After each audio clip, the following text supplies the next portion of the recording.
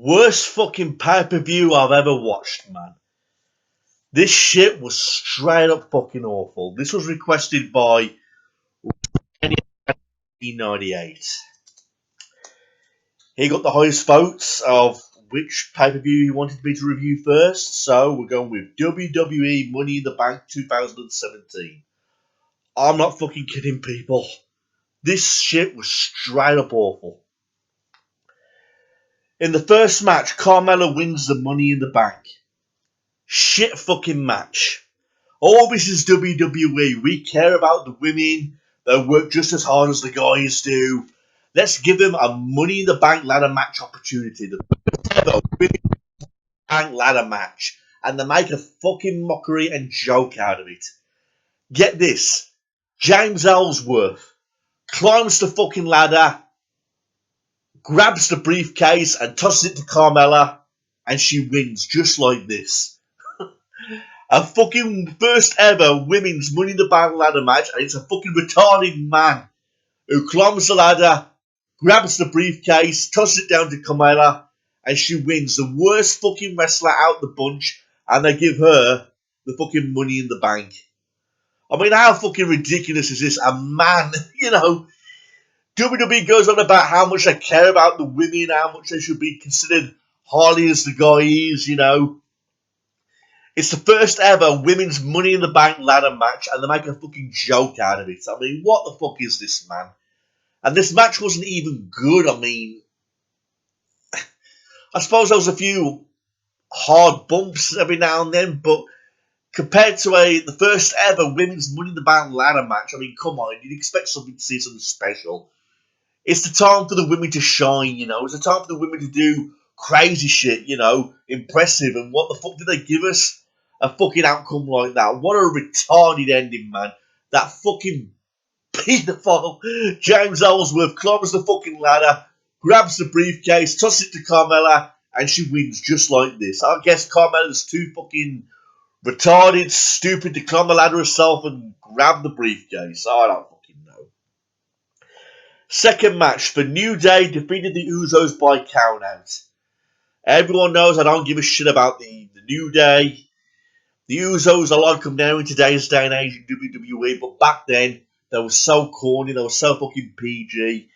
Anyway, New Day defeated the Usos by countout because this was like, it wasn't a shit match, but the ending, the Usos just get up and fucking leave. I mean, come on, man. I mean, I know they've done shit like this before in the past, and loads of other superstars have done it, but apparently the Usos were doing this on Raw weeks prior to this pay-per-view. And here they are on the pay-per-view, repeating the same shit again and again and again. Just walking out of random matches, You can expect on a pay-per-view they'll give you some other great outcome, you know what I mean? So they have a mediocre match with the New Day. Usos just get up and fucking leave. So, third match, Naomi defeated Lana. Shit match once again. I mean, we've had 3 matches so far in this pay-per-view which people pay money to see. They pay money to see this shit, and so far we've given 3 shit matches straight in a row. I mean, if Lana would have won, it would have been a little bit fun, I suppose, because she's great on the mic. She could have done some insults to Naomi, but no, we have an atrocious match between these two women. I mean, Lana looked hot, don't get me wrong, but wrong person won. And then we have Mike and Maria Kanellis making their debut, informing everybody that they've arrived on the SmackDown brand. Quite honestly, I don't really give a shit about this. How long did Mike and Maria last on SmackDown before they got released from the company? Matter of weeks, months. So I could give 2 flying fucks that these 2 jobbers have arrived on the SmackDown brand. Alright, get the fuck out of here. I mean, the promo they did was even super PG and corny as well. I mean, not very convincing at all. I mean, something you'd hear like on a fucking kindergarten show. I mean, don't get me wrong, I like Maria Kanellis back in the day on the Ruthless Aggression era, where she used to strip in bikinis and all that kind of shit. But now she's teaming up with her husband. She seems like this whole new different person. It's super weak, man. So cheap. This whole fucking pay-per-view was fucking cheap. Next match, Jinder Mahal defeated Randy Orton. I'm glad Randy Orton didn't win, but again, this is the same shit they did the previous month, man. At the previous pay-per-view. The only difference is you had Randy Orton's father, Cowboy Bob Orton, at ringside. Woo! I'm so fucking impressed. That's your big change. You could have added like a nice stipulation. No, the only difference is Cowboy Bob Orton was there. Why am I supposed to be so impressed by this? I wasn't, you know. So, what are you supposed to be so excited about? That Cowboy Bob Orton is there at ringside. You know, Cowboy Bob Orton was interested back in the day when Randy Orton had a feud with The Undertaker. But here, you know, you just point him at ringside just to make a tiny little bit of difference. And the match wasn't even that good, man. Not very exciting. It wasn't quality. And again, people are paying money to see this. Next match, the Fashion Police defeated the Ascension in a 90-second match. Oh, God, this is really fucking pay-per-view worthy, this match. Two jobber tag teams going at it in a 90-second match. And again, on pay-per-view. You could have put this match on SmackDown, possibly even Superstars, and it wasn't even a match, you know. Just a 90-second filler match just to waste fucking time, man. That's what this pay-per-view was about. It was just about a whole waste of fucking time. And in the main event, guess what? They did this. In the Money in the Bank ladder match, they put this at the end. That way it completely eliminates any excitement for a cash-in for the championship. Baron Corbin wins.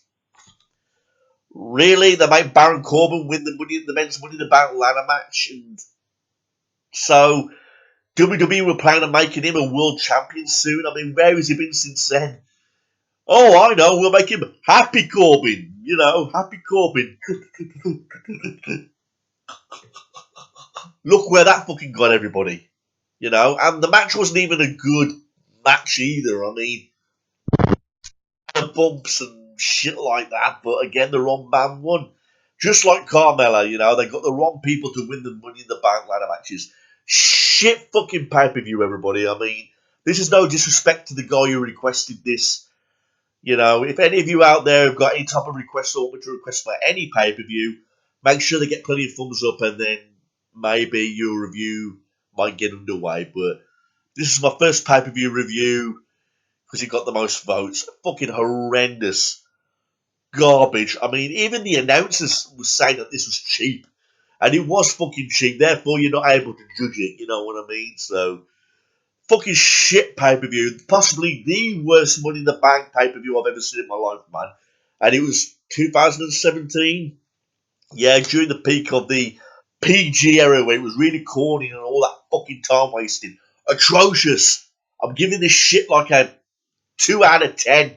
And that's being fucking honest and generous. That's not me coming on here to insult people or be extra negative. This show sucked fucking penis. Complete waste of time, man. Money in the Bank 2017. Atrocious. Glad that shit's over. Please send me in requests to review a great pay-per-view, please. You know, nothing like that. Fucking horrendous. Kiss my ass. That shit was for nobody. Peace out.